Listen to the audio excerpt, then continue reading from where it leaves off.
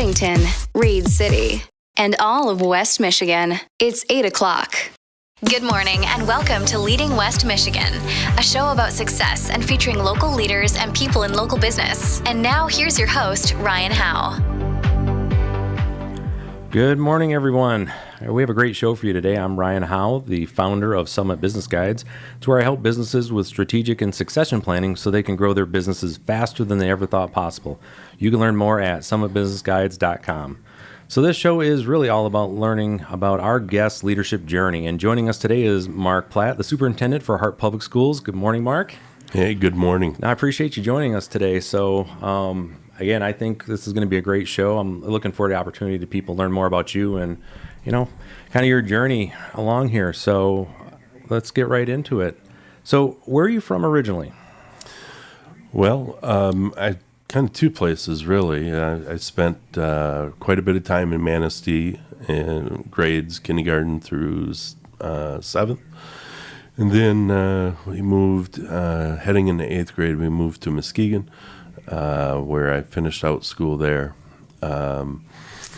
We ended up living in Pennsylvania, kind of like Dr. Forner said last week. My wife and I moved out to Pennsylvania for her job for a couple of years. Then we came back to the Muskegon area where we stayed for several years. And I've been in Hart. This is my 11th school year, but my 10th year living there. Okay, that's a round trip. Let's try to unpack some of that. So, up in Manistee, what was it like? What you remember? Because again, I try to remember back to my younger days too. But there's a feeling I had at least what it was the younger schools. But when you're up there, what was it like? What was your focus, if you can remember? Yeah, so some of my best memories are from being in Manistee. We spent a ton of time fishing. That was my friends and I. That was a big deal. My dad would take me out quite often. My dad worked at the hospital there as the controller. My mom was a seamstress out of the house for a local men's store. But, it was the all-American kind of stuff. It was baseball, football, a little bit of basketball, but it was outdoors and just the fishing aspect, friends aspect. You were always getting a group of people together, and you figured out the numbers deal real quick. So if you were even in numbers, it made it easy. If it was odd, maybe you had a ghostman, stuff like that. Remember ghost players? Man, that's taking me back. Yeah. So you ran with a pretty tight crew then, for the most part, at that age. Yeah. It must have been tough when you had to make that adjustment to basically had to make the move. Yeah. So I have a friend. His name is Mike Budnick. He still lives in the Manistee area. I met him on the first day of kindergarten. We're still friends to this day. So when we were driving away to move to Muskegon, I still remember him pedaling his bike as fast as he could, trying to keep up with the car. That's like straight out of a Hallmark movie. Yeah, it was a gut turner for everybody in the car. But we've always stayed in touch. We were in each other's weddings, and the distance really didn't matter too much. Okay, that's again, that's a good news story there. So now, when you made it down to Muskegon, where'd you go to school at Muskegon? So I went to Muskegon Orchard View. Okay. Some people get that mixed up with Oak Ridge, where I also ended up working at Oak Ridge. So sometimes that gets confusing in its own right. My dad worked for New Whaler Sigler at the time. And, it was just a great time. I still have some friends from those days that I keep in touch with. Just one or two. But how was that transition? I mean, I'm guessing this was 8th grade, so this would have been, so they'd already had a chance to kind of come together as a team. And then this guy shows up and says, hey, I'm here. How'd that go? My recollection of it was it went okay. It wasn't great because it was radically different than Manistee. Manistee, everything was about fishing and getting teams together and playing sports.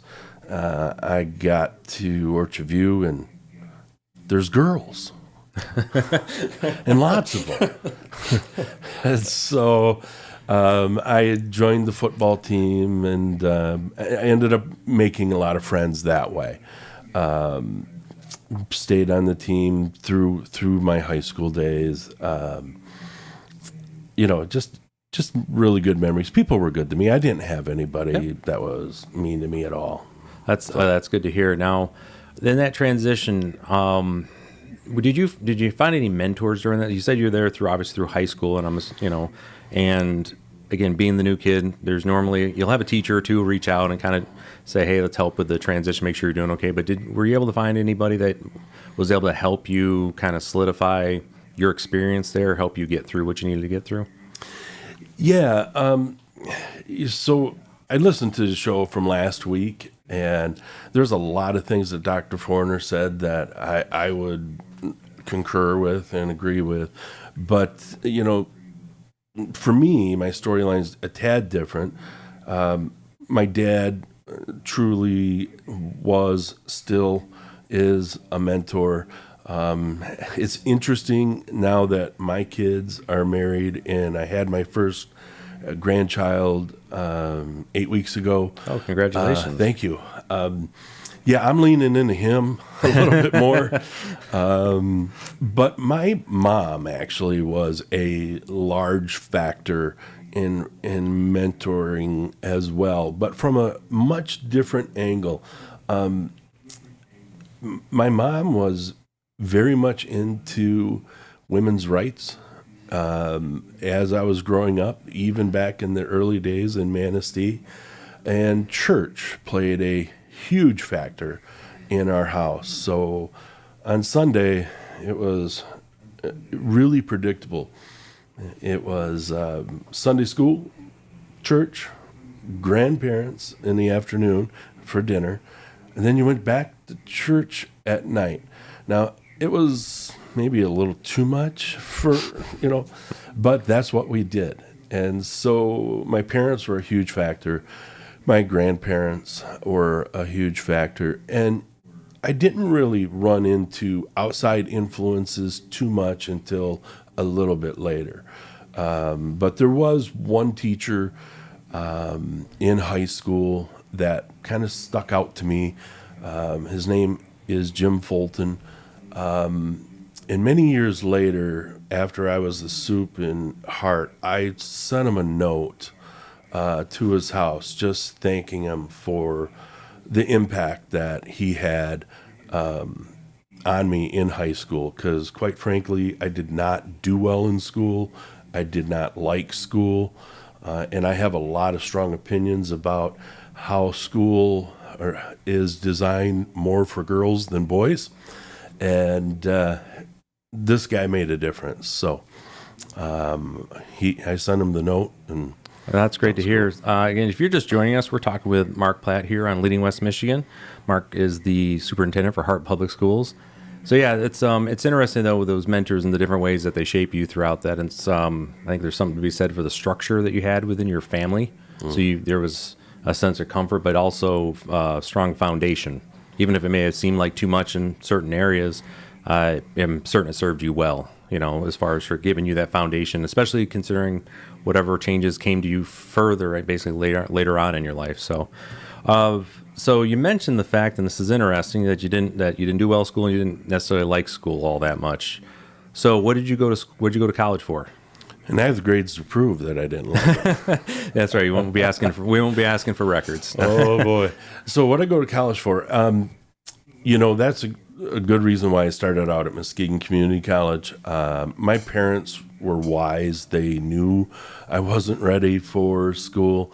So they knew I was still trying to find my way. And quite honestly, I was a tad young for my class too. So there was a fair amount of maturing going on. I originally thought I was going to go into psychology, and then I realized that was going to take 8 years of schooling. So that seemed like a really bad match for me.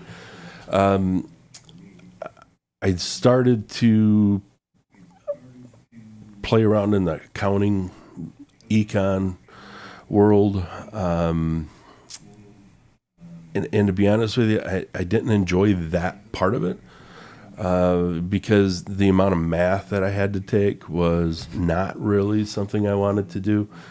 And so one day I had an opportunity to coach at a local school. And it seemed like a ton of money, $500. And I really enjoyed working with these kids. And so it was then I changed my major to business teacher education. Okay. So, again, we're continuing our conversation here with Mark Platt, and it's always interesting to me, folks that I won't say the vast majority, but a large majority of the individuals that I've run into who have eventually moved into teaching coached at some point earlier in their life. And they just got that, got that itch from it there. I remember when I had to first do coaching, and I volunteered in the military, and it was for basketball. And I wasn't the greatest basketball player in high school by any stretch of the imagination, but I actually flash back to Christy Stark, who was my 5th and 6th grade basketball coach. Her drills that she had, I still remembered those, so I broke those out, and I'm like, all right, got through the first practice. Okay, we got it. And the difference that made, though, you're like, okay, and then that eventually, for me as well, kind of led me more towards how can I do more teaching, get involved that way. So that's interesting. And was that more comfortable in school then at that point, once you found, be able to put those two things together? Yeah, to be honest with you, I was on academic probation 4 times. I was suspended once. So I was really doing well. Once I found out what I wanted to do, I actually became a 4.0 student. Well, sounds about right. Yeah, I mean, it's an expensive way to go about it. And so that's why in some ways I don't push the college piece real hard with our kids. I want them to see options in life, and I think there are a ton of options. I mean, just take a look at what we're doing right now. I mean, there's careers attached to this, and I would have never thought about that in high school. And yet the radio is a really big deal. Yep. I tell you, the one thing that I really enjoy too, and that this area has that necessarily doesn't, that we don't take for granted, and it's one thing I do know everybody appreciates it, is the fact that within Mason County, and we have West Shore Community College right here. And my dad taught there. Yeah, and it's one of those things to where within the region to have that area, they have that ability to go and kind of at least test the waters in a, the price is nowhere near as high as going out to, basically out to the state schools and stuff at this point. Right. And, it's where I recommend for everybody, if you're not exactly sure what you want to do, you're already in the rhythm for going to school, at least go out and take a class or two at the college.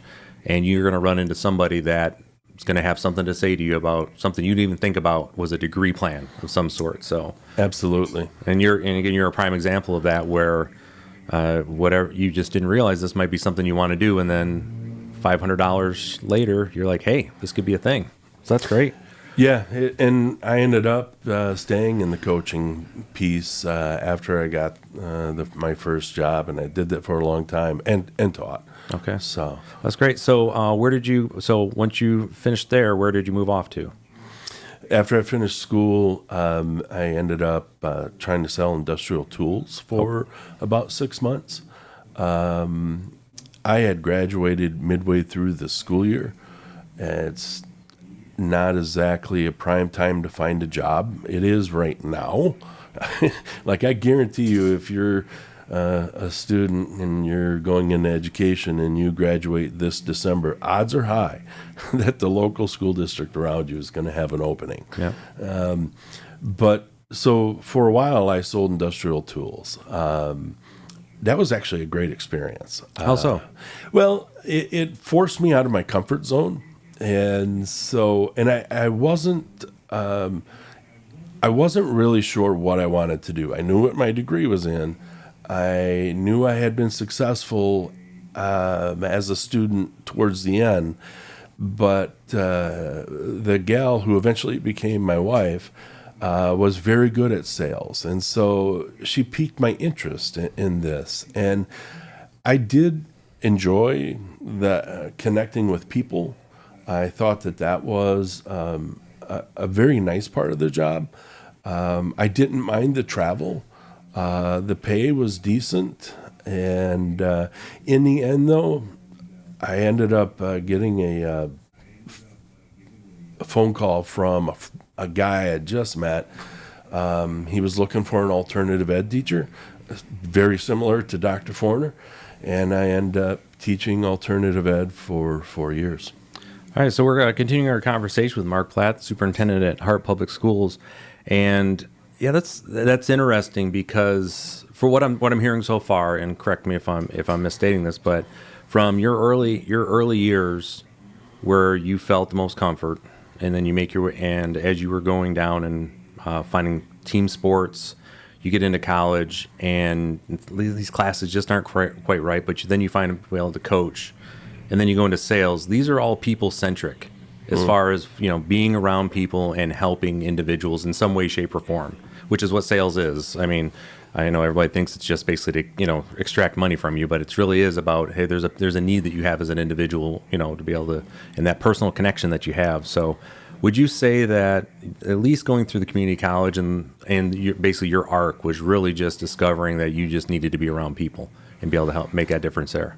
I think there's definitely a connection there.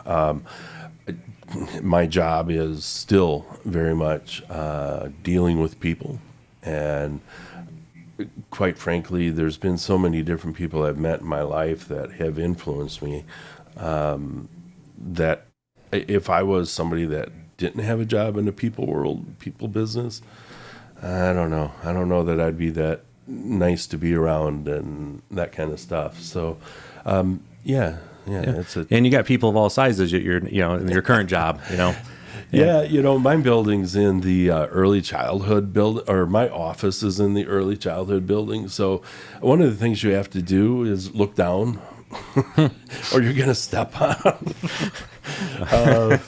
And then, by the time you get to the high school, you can just look normal. That's too funny. They're always running underfoot. That's great.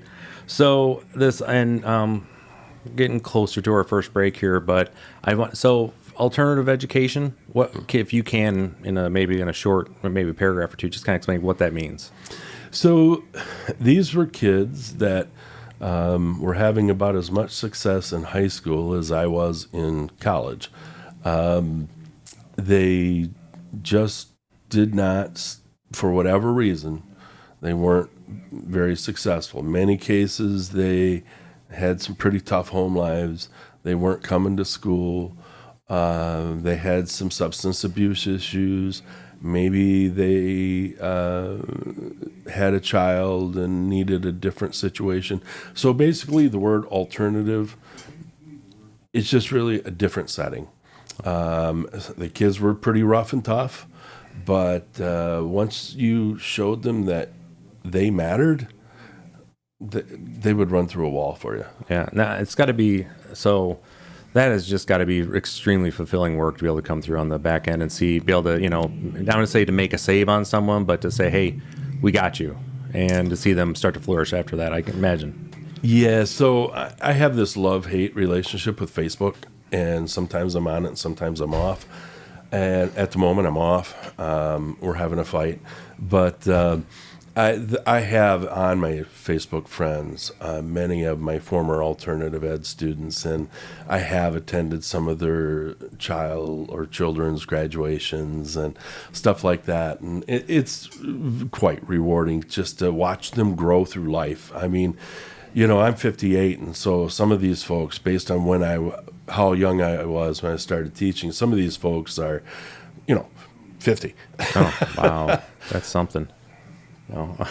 So no, that's what we're looking for, basically from everyone here. So is to find the work that really just kind of fills your bucket, really is, helps you become a better, I have a feeling you were a better person after one of those interactions as well, be able to come through and say, hey, give a little piece of yourself to help this person, and they actually reciprocate and grow more. So I can definitely see where that's a piece. So yeah. No, we're basically getting ready to head into our next break here. Okay. So one of the things when we get back we're going to want to talk about is what was next for you, because there was some movement that went on there. So you've been listening to Leading West Michigan on 102.7 WMOM, at home on your Amazon Alexa or Google Home smart devices, streaming online at WMOM.FM, and live video on streams, the 102.7 WMOM Facebook page, and on the WMOM YouTube channel. So let's take our first break, and we'll get to it. We'll see you after the break. Hey guys, it's Andy. And I'm James. And we're from Ludington Applebee's. We're here to share some of our exciting specials with you. Do you have champagne taste on a beer budget? Look no further. We are introducing our Homers. Take home 5 Mucho cocktails starting at $15. Perfect just in time for summer. This includes Long Island iced teas, margaritas, Bahama Mama, and more. If you're interested in behind the scenes of Applebee's, we are hiring. Andy, what are some things you love about working at Applebee's? James, I just really love coming into work. I love making sure that all my guests leave happy. They have a good, fun experience when they come in.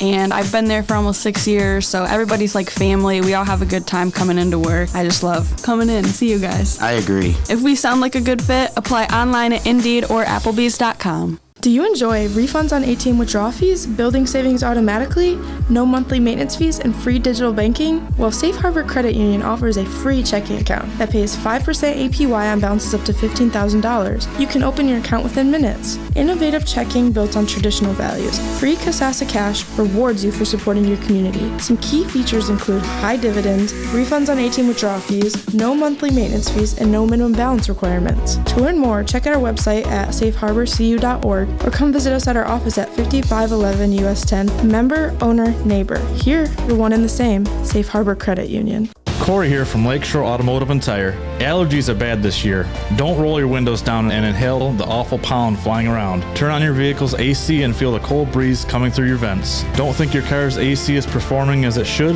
Call Lakeshore Automotive and Tire to get your AC recharged and the cabin vent filter changed. Since not only will the new cabin air filter improve the quality of the air inside your vehicle, but it will also significantly improve the airflow from your vehicle's heating and air conditioning system. Head to Lakeshore Automotive and Tire or call 231-425-3526. That's 231-425-3526. And get your vehicle's AC unit checked on any make or model vehicle. Mom's Fridge Magnets are community calendar announcements presented by Watson Motors, West Michigan, CMH, McGee Insurance, and Lakeshore Automotive and Tire.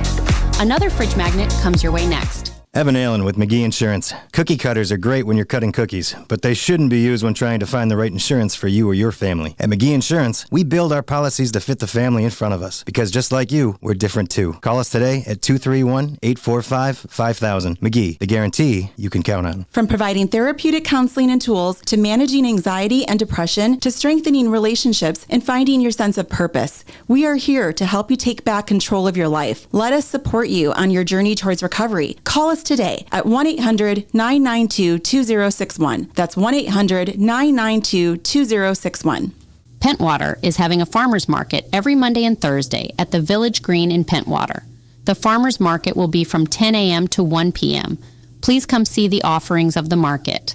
The Pentwater Farmers Market features the best products local farmers have to offer. The Pentwater Farmers Market includes local wines, artisan cheeses, fresh fish, herbs, lilac starter plants, and more.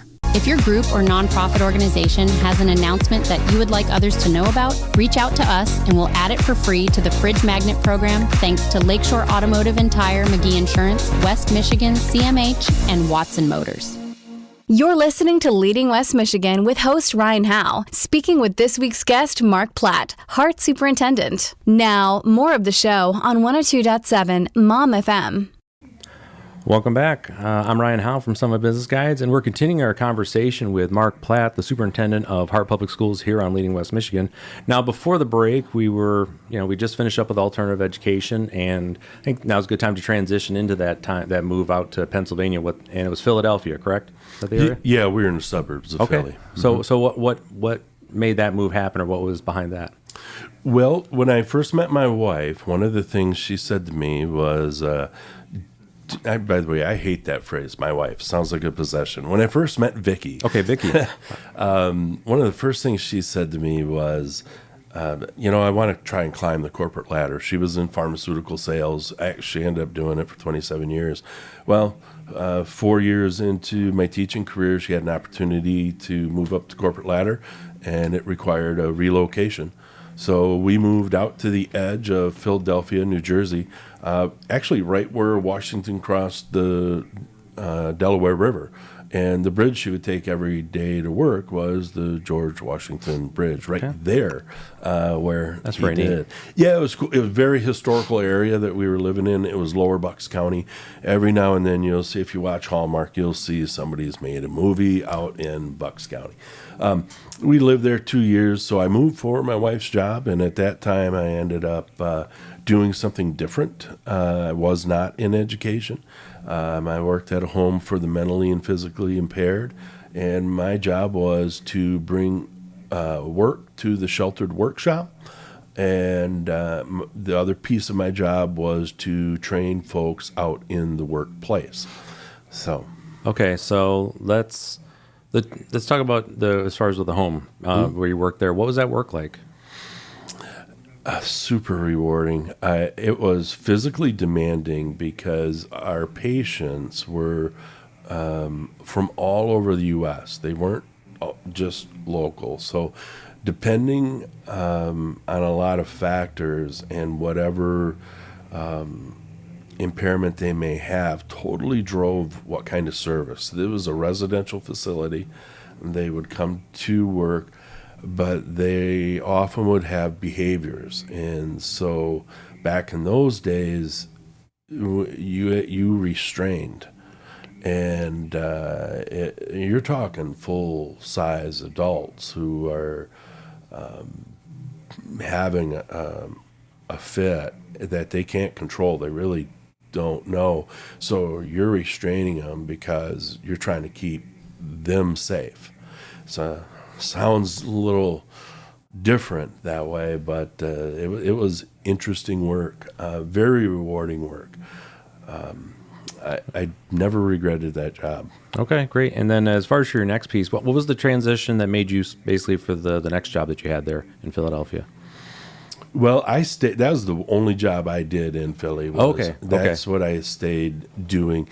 Like I said, it was super rewarding. During that time, we had our first child. Okay. And then because my relationship with my grandparents was so significant, and Vicky had the same situation, we knew we wanted to come back now after having a child. We knew we wanted to come back and have our kid be near their grandparents. And still to this day, my kids' grandparents are very much part of their life. Mm-hmm. My parents are very, very involved, and Vicky's mom lives 2 doors down from us in Hart, and so she's very much involved in our kids' lives. So that was a decision we never regretted. Oh, that's great. And then, so again, then you make your way back to Michigan, and it's down in Mona Shores. Is that correct? Yeah, I had a little pit stop back at Oak Ridge, but then I ended up over at Mona Shores, taking an elementary principal job. So what drove the transition from being in the classroom surrounded by smaller people to then wanting to go into administration? Because that's a completely different skill set and direction once you make that decision. Well, with my background being in business education, I always wanted to stay in the business area. It was something I truly had an interest in. I had an interest in the operations of school. I knew I wanted to go up the ladder. So I got after that pretty early in my career. I took my first administrative job at 28. I pretty well screwed it up too, because I was 28 and made a lot of dumb decisions. As you're supposed to when you're 28. Yeah, you're supposed to make those mistakes. Yeah, Okay. and you notice a theme here, though. You learn the hard way. I see. Yeah. Seems My to be degree, it says CMU, could say School of Hard Knocks. Yeah, I get that. So we're continuing our conversation with Mark Platt of Hart Public Schools, and we're just continuing to learn that sometimes some individuals take the more difficult path towards education. But again, just like we had with Dr. Mark Forner last week, you learn from those mistakes, and that's the important piece. And it seems that it served you well while you're there in Mona Shores also. So can you talk a little bit more about what you did there? Sure. I ended up starting out at Ross Park Elementary, and I was there for a year and then was transferred to Churchill Elementary. Basically, the district, unbeknownst to me at the time I was hired, they had some internal struggles that they had been dealing with for a while. Part of the reason I was hired, that I figured out about a year later, was because of my secondary background. They weren't sure exactly where they were going to put me, but I was really kind of a utility player for them. In the end, I end up at Churchill, which turns out to be truly in my backyard. I could walk to work. My kids were my daughter was going to be a kindergartner at the same year I started. So it was super interesting. My buddies used to joke about the fact that my kids will get out of elementary school before I will. And that turned out to be true, because I stayed there a long time. I did 13 years at Mona Shores. It was a great place to work. And due to the location and the proximity to our house and the fact that Vicki was on the road quite a bit, it really made some of those childcare, pick up the kids, drop off the kids issues a lot easier. Oh, for sure. So I can see that. Yeah. Now, I do see here that eventually it appears and you seem like you've kind of figured out exactly how to do this thing pretty well, because around 2012 here, we got basically Region 12 Principal of the Year. Yes. And one of the questions I have for that is, do you know who put you in for that? I do. His name's Billy O'Brien. He is, at the time, he was a middle school principal at Whitehall. He is now the superintendent at Mona Shores. Okay. So that was a very humbling honor. There's an article, you can Google it. Quite honestly, that wouldn't have happened if it wasn't for the wonderful staff that was there, and they were kind enough to let me fail forward. They mattered a ton to me. And the only thing I had to say in the paper at that time was thank you to them. I gave the award to my mom. It never sat in my office. I didn't want it in my office. I felt it looked braggadocious, and I just wanted my parents to have it. I'm sure they probably have it in a place they probably put up somewhere everybody could see it, though, I'm guessing. Yeah, good. That's what parents are supposed to do, Yeah. No, and again, that's a testament, though, to, and again, that's what I enjoy hearing. It's one of the reasons that I love spending my time around leaders and those individuals who are out there making things happen, because rarely do I ever hear that it was, I was the person that got this done. It was because of me. It's only because of me. It almost always comes back to where it's, all right, the team did this, and you're be able to talk about specific instances where this would have failed unless this individual that I knew that I was hiring for this specific time, or I put them in this place to be successful. And it's just great to be able to go back and just hear those stories and have you say that. So, all right, so we're getting ready to head to our next break here. So that's a great way to end this one too. It's just, that's a good news story. But when we come back, let's talk a little bit about how you ended up in Hart and what that looked like. So again, you've been listening to Leading West Michigan on 102.7 WMOM, at home on your Amazon Alexa or Google Home smart devices. Again, also on our live video streams on the 102.7 WMOM Facebook page and WMOM YouTube channels. We'll see you after the break. Hey, this is Kim and Kelly from Sister Bees, and we have a big announcement that we can't wait to share with you.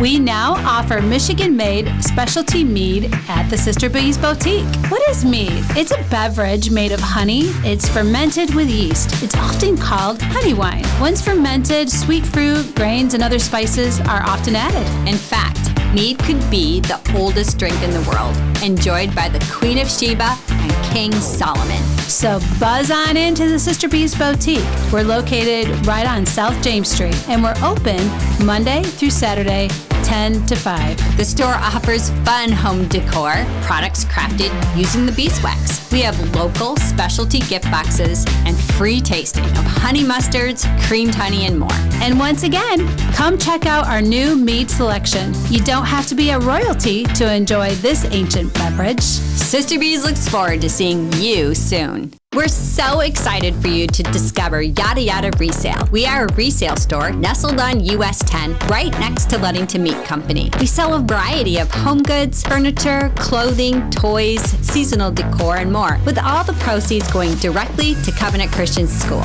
So come on by, stop on in, or donate your gently used items. We have something for everyone. We're open 12 to 6, Monday through Saturday.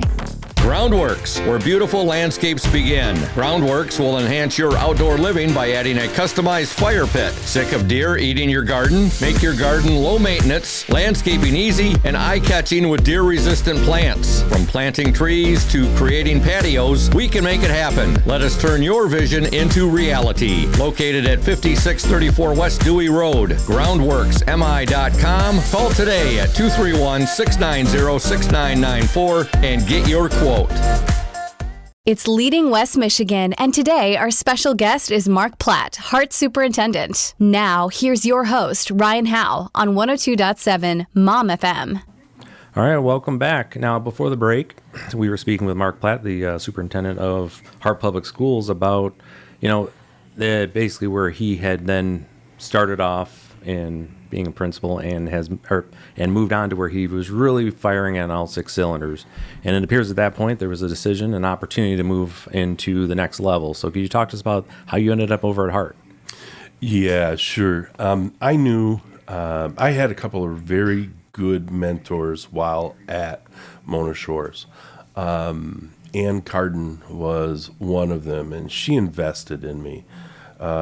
She sent me to a class called Leadership Matters, and man, that was just some of the best professional development I ever had. It took about a year. It got me a specialty endorsement on my certificate, and I just knew after that class I can do that job. I had a boss at the time in Dave Peden who was very helpful in giving me some advice on what I should do. And I had a dear friend in Gene Young who has since passed. He used to do superintendent searches, so he had lots of very helpful advice. So I knew that I did not want a school the size of Mona Shores because there were certain things I was not going to give up. I did not want to give away my weekends. That had always been something that I was positive I was not going to do. And when you get into a school district that big, there may be more people, but there's more things. And the West Michigan Conference was made up of schools that were about the size that I was looking for. So I first applied at Whitehall, didn't get a look, applied to Montague. Somebody reached out. The consultant said, hey, this group at this time is looking for this, and you don't have that, but we like what you have. I would encourage you to continue to apply. I think you'll get an interview. And so the next job I applied for was Hart. That turned out to be a great decision. But then again, to be honest, I've never had a job that I didn't like. So yeah, it seems to be the case with you again, where you're finding these positions and also these opportunities. But once you've decided on this career track too, I mean, it's people. It's going to be against people, and if you're around them, you seem like you do well. So again, we're continuing our conversation with the superintendent of Hart Public Schools, this is Mark Platt. So, all right, so let's get to the point where you get the job.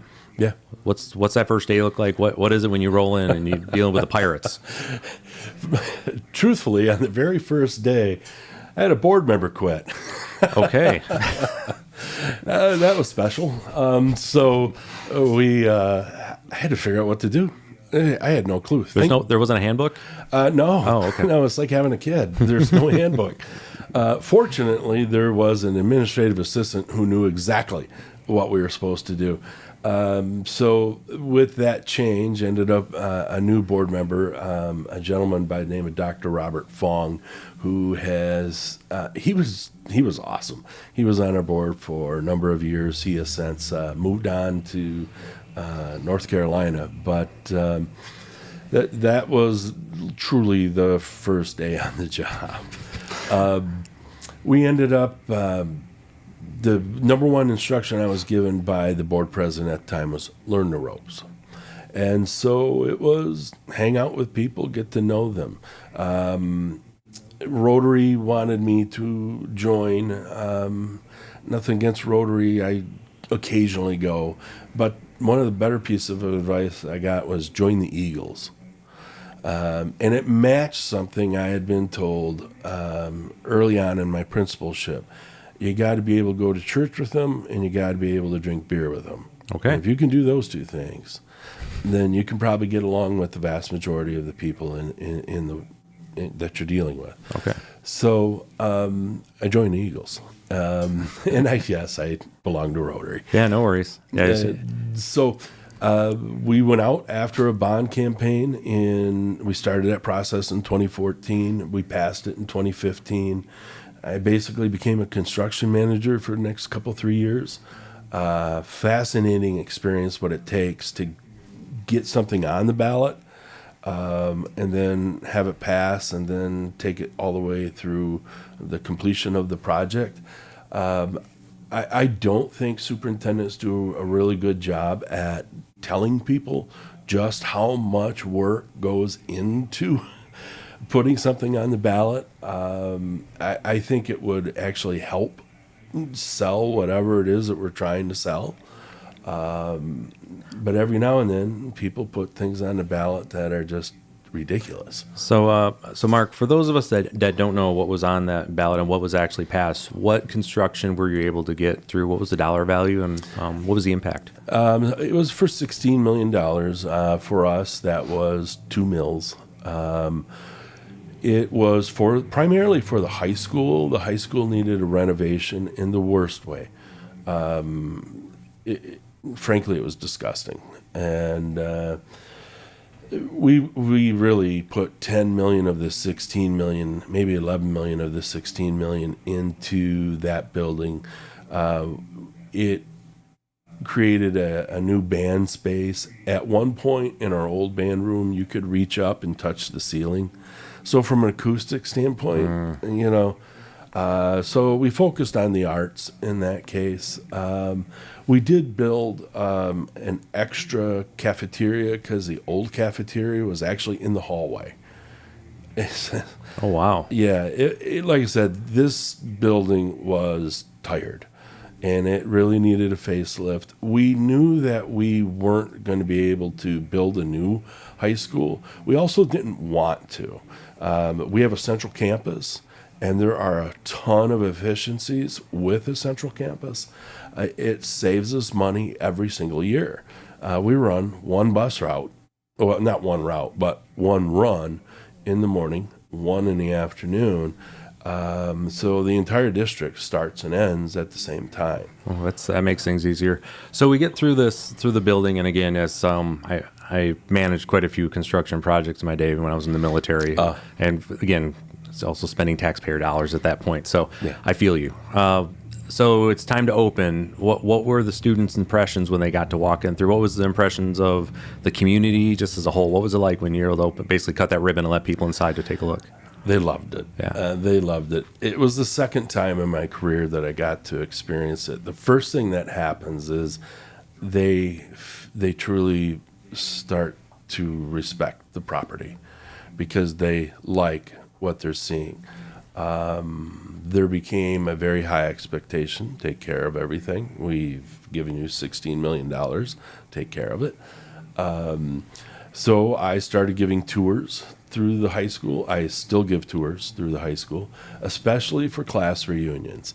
So in August, it's not unusual on a Saturday for me to meet up with a group and take them through their old high school, and they get to see the remodeled / new high school. That's got to be pretty. It's got to be pretty fulfilling into itself, and also just interesting to hear the stories about. Oh, wasn't this where this? I imagine there's a lot of that. There's a lot of that, and it is fun. It's fun to hear them and listen to them, and they always have questions like, "Where's our class picture?" Well, because they used to keep them on the wall, but now we have a television screen that's a touch screen, and you can go up and find your class picture. Oh, that's pretty cool. You can type in someone's name, and up will come the pages where they're in the yearbook. So it's pretty cool. They really like that. They always ask the question, is this still the same gym floor? Yes. Gym floors are the bane of superintendents. Oh, man. I'm not trying to rip open that scab for you, but I've heard that more times during my again, I've heard it a bit as a board member with Mason County Eastern Schools here, but it was something where no matter where I was at, there was always conversations about the gym floor. It's either this or it's that, or we need to update this, or the lines are going bad here. So, no, this has been great, Mark. So, we're heading into our final break. Okay. So, looking forward to we get back. Basically, just kind of hear about your team, hear what you have going on for the next school year. Okay. Go from there. So, you've been listening to Leading West Michigan on 102.7 WMOM. You've been listening at home on your Amazon Alexa or your Google Home smart devices, streaming online at WMOM.FM, and live video streams on the 102.7 WMOM Facebook page and WMOM YouTube channel. Again, it's time for that final break, so let's head into it. Looking for immediate non-emergency health care? Corewell Health has you covered with our 24/7 virtual care and our walk-in clinic. Open Monday through Saturday with no appointment needed at 922 Lawndale Street in Ludington. For care where you are, anytime, download our Spectrum Health app and schedule a virtual visit with a medical provider on your smartphone. Both are lower-cost options for immediate non-emergency care. It's starting to be that time of the year again. Pencils and books, apples for the teacher, and new school clothes. But wait, there's still lots of summer weather left, and the Cedar Chest Consignment Shop has the clothes for summer and back to school and everything in between. We have beachwear, sunglasses for the hot summer days, and hoodies and jeans for when the sun goes down. Whatever you need, the Cedar Chest has it, and prices that are easy as the dog days of summer. So be sure to dress your best for less at the Cedar Chest in beautiful downtown Ludington. Looking for a great place to take the kids this summer? Spartan West Bowling Center has Cosmic Bowling every Friday and Saturday this summer. Busy on Friday and Saturday? Take the kids bowling at Spartan West on Sunday for Family Day. Spartan West is open every day except Mondays and Tuesdays. The bowling alley will open Monday and Tuesdays if it's raining. So call Spartan West to see if the doors are open for everyone. Did you know Beamer's Restaurant is located inside Spartan West Bowling Center? Beamer's Restaurant has Mason County's best fish fry on Fridays. Beamer's Fish Fry is an all-you-can-eat fish fry, so you are guaranteed that you will never leave hungry. On Saturdays, you can enjoy Beamer's flavorful burgers and crispy pizza while knocking down pins. Spartan West is open Wednesday and Thursday from 3 p.m. to 9:30 p.m., Friday and Saturday noon to 11:30 p.m., and Sunday from noon to 7 p.m. Come to Spartan West Bowling Center, located just east of Stiles Road on US 10, or give them a call, 231-757-2391. That's 231-757-2391. Did you know when you work at House of Flavors Manufacturing, you get paid an amazing competitive rate? House of Flavors Manufacturing is hiring for all positions in every shift. Take pride in your work and do it to the best of your abilities. Commitment and reliability. Career growth and development is available if you are committed and desire and achieve even more when you work for House of Flavors Manufacturing. Interested in working at House of Flavors Manufacturing? Go to the House of Flavors Manufacturing website and click on the Careers tab to apply now. Looking for events and happenings in the area? Look no further than Mom's Fridge Magnets. Presented by Watson Motors, West Michigan CMH, McGee Insurance, and Lakeshore Automotive and Tire. Another fridge magnet comes your way next. Hi, this is Lori from West Michigan Community Mental Health. If you are looking for a rewarding career and have a passion for helping others, be a part of Renew, Rebuild, Recover. Go to WMCMHS.org and view career opportunities today. Dan Bacon with McGee Insurance. All of our policies are a little different because every family is a little different. Your home or auto, life insurance, or even your own business, these set you apart from the rest. So let's build a policy that's just as unique as you. Call us today, 231-845-5000. McGee, the guarantee you can count on. Head to Ludington's Stearns Park Beach for a special sunset bonfire on Thursday, August 31st. The Sunset Bonfire is free and open to the public and includes live music by local and regional talent. Bring your blanket or beach chair to the south end of Stearns Beach from 8 to 10 p.m. and enjoy a huge bonfire while listening to some great music. If your group or nonprofit organization has an announcement that you would like others to know about, reach out to us and we'll add it for free to the Fridge Magnet program thanks to Lakeshore Automotive and Tire, McGee Insurance, West Michigan, CMH, and Watson Motors. You're listening to Leading West Michigan with host Ryan Howe, speaking with this week's guest, Mark Platt, Hart Superintendent. Now, more of the show on 102.7 Mom FM. All right, welcome back. So, Mark, again, this is your time where I just love to give the guests an opportunity to talk about their team, any thank yous you have out there, and then it kind of gives us an update on what you have going on coming into the school year. Okay. The team I have around me is probably the most talented group I've ever had the privilege of working with. We have an early childhood director in Andrea Deegan. She's new to the role. This is her first year, but already we're just seeing some great things in terms of enrollment and recruitment and organization. We have a new new elementary principal. He actually used to work for us before as the high school principal. He also was a superintendent in between up in Gwynn. He is back, and the reason he's back was his wife never moved. So one day I called him and I'm like, so how does that work? You live in the UP with your mom and your wife's in Hart. Not well was the answer. And so that became a conversation on maybe bringing him back.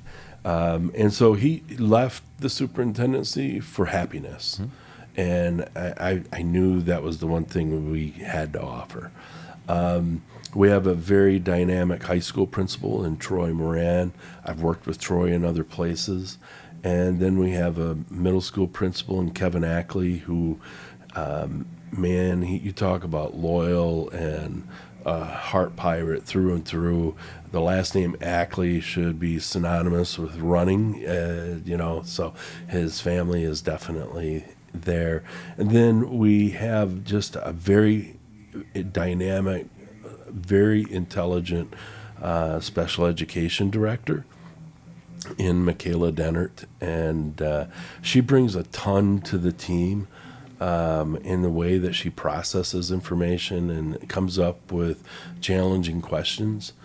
And then, oddly enough, a guy that we hired to do some strategic planning with 10 years ago is now our athletic director. And so he brings to us that same skill set as Michaela. Like, he will ask the difficult question, reframe it. It's very cool what these two bring to the team. I'm glad they're on a team. They're much smarter than me, and so that's helpful for me. On the board, we've had a fair amount of change over the last few years, but the group that we have is very good. It might be the best, no offense to anybody else, but it might be the best I've experienced as a superintendent and as a principal, where maybe I watched it more than experienced it. The group we have right now, they ask questions. I like that. I want board members to ask questions because then I know what they know, And so we actually have a very interesting meeting coming up this Monday. Where I've asked them to give me questions in advance on what do you want to know about my job. And so they've given me some really cool questions, and we're going to sit down and have a conversation about what does the superintendent really do? I mean, you guys see me once a month, and somehow you're supposed to evaluate me. That's a crazy concept. We're just got a very cool meeting planned this school year at the school. I'm opening up a podcast. It's called Pirate Nation. We hope to launch the first one towards the end of next week. But if I told you we are truly waiting for the paint to dry in that room, that would be accurate. And then in our high school, we have a communications class where we last year published 3 different news episodes, if you will. We've purchased more equipment. It's a broadcasting class. And we just really think that the hands-on part of this, you think about what's in front of the camera, but most of the jobs are behind the camera, and you don't necessarily have to go to Hollywood. Yeah, for sure. So those are some of the things we have planned for this school year. And then ultimately, I really have to make a decision. Is this my last school year, or will I do one more? Okay. And that's also part of the discussion on Monday night. Okay. So I mean, yeah, if it's, those are the tough ones. It's the transition decisions, because you're having to imagine yourself not in that seat anymore. Yeah, so I spent last year, the number of people in my office that transitioned, 5 out of the 6 retired. They had the years they had. Now, it sounds like they're working for Attila the Hun here, but they weren't. They had the years. They were 62 years old. It was time. I mean, and they were so generous to tell me up front, hey, I'm going to retire on this day, but I'm going to give you notice 4 months in advance. So we were able to do transition planning, training. The new crew that I have is coming along great. It's fun to watch them. They have very different skill sets. And one of the things I enjoy, and I like to read about this anyways, the social generational differences and how they place priority on work. And it's fascinating, and it's so different. Their needs of me are very different than the needs of the folks that I started last year with. So it's a very big challenge for me. I like it because it is a challenge. And, along the way, I've had to decide about this transition regarding myself. I do know that the district has, in my opinion, 3 or 4 people that could easily do the job. And I think that's a great situation for the board. But I also just deciding when to go has been really, really difficult. Yeah, and we're gonna wrap it up there with you again. Thank you so much for that. And just to kind of round out that point, there's benefit in leaving a bit early versus staying too long. And I've been on both sides of that personally. And end of the day, if you're making decisions in the best interest of your family, that's always the right decision. So. Again, that's about all the time we have for today. Again, Mark, I want to thank you for coming in. This has been a really great conversation. Thank you. And again, sharing that leadership journey as you've left the state, come back and worked over here in the West, over on the Fresh Coast over here. So I'm always looking for new leaders to have on this program and to give them an opportunity to share their stories. I'm interested in leaders in every aspect of the community. So if you know a leader making an impact, go to summitbusinessguides.com/leadingwestmichigan and submit their name for consideration. If you'd like to learn more about what I can do to help, visit summitbusinessguides.com. So join us next week when I'll be talking with Grace Richardson, the Coalition Coordinator for the Leeward Initiative, to learn more about her journey to become a West Michigan leader.